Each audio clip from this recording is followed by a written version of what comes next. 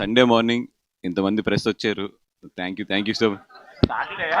మీరేంటి ఒక రోజు అడ్వాన్స్ లో ఉన్నారు?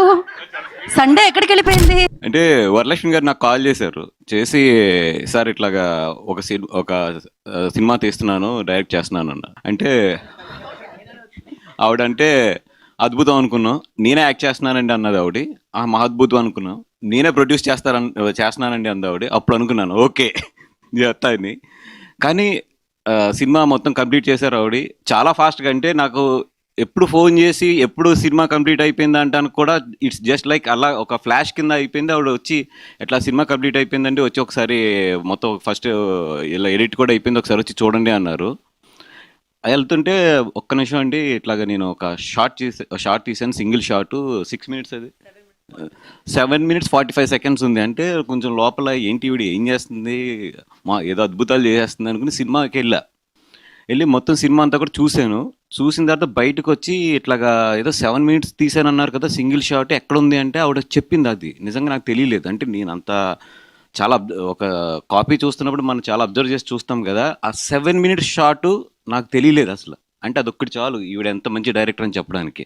ఎందుకంటే సింగిల్ షాట్ అనేది ఎవరు అన్నా సరే తెలిసిపోతుంది. అది 7 minutes రన్నింగ్లో ఉంటే తెలుస్తుంది. నిజంగా హానెస్ట్గా చెప్తున్నాను, ఏదో ఆవిడని పొగుడుతాను కానీ అది కాదు, కానీ నాకు తెలియలేదు. ఇంకా అదొకటి చాలు, ఆవిడ చాలా మంచి డైరెక్టర్ అని చెప్పడానికి. ఇంకా దానికన్నా కూడా వేరే ఇది కూడా అవసరం లేదు. అండ్ జనరల్లీ ఏంటంటే ఆవిడ బయట మాట్లాడుతుంటే మన వందే భారత్ ట్రైన్ స్లో ఉంటుంది, ఈవిడ మాటలు అంత ఫాస్ట్ ఉంటాయి. ఆవిడేమైనా వాయిస్ మెసేజ్ పంపితే మనందరం 1.5 2లో ప్లే చేసుకుంటే ఈవిడది మైనస్ చేయాలి మేము. అంత ఫాస్ట్ ఆవిడ. అంత ఫాస్ట్గానే సినిమా కూడా ఫినిష్ చేసింది ఆవిడ.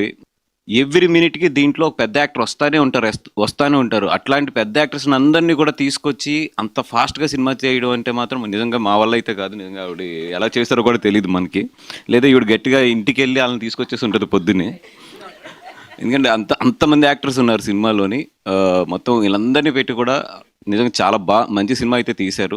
డెఫినెట్గా ఆడపిల్ల ఉన్న తల్లిదండ్రులు అయితే డెఫినెట్గా చూడవలసిన సినిమా ఇది. అండ్ ఆవిడకైతే చాలా మంచి పేరు వస్తుంది సినిమాకి. అండ్ అలాగే డబ్బులు కూడా బాగా రావాలని కోరుకుంటున్నాం. అలాగే ఈటీవీ ఎక్కడ ఉంటే అక్కడ సక్సెస్ ఉంటుంది. అలాగే మా సాయి నితిన్ వీళ్ళిద్దరు ఎక్కడ ఉంటే అక్కడ మంచి సక్సెస్ ఉంటుంది.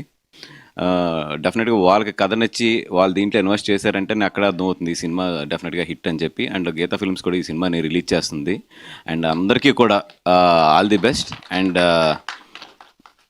దీంతో వరలక్ష్మి గారికి ప్రొడ్యూసర్గా ఉండే కష్టాలన్నీ బాగా తెలియాలని కోరుకుంటూ, అదేవిధంగా దీని తర్వాత మంచి డబ్బులు రావాలి, వచ్చిన డబ్బులు మళ్ళీ సినిమాలోనే పెట్టాలని చెప్పి కోరుకుంటున్నాం. Thank you very much.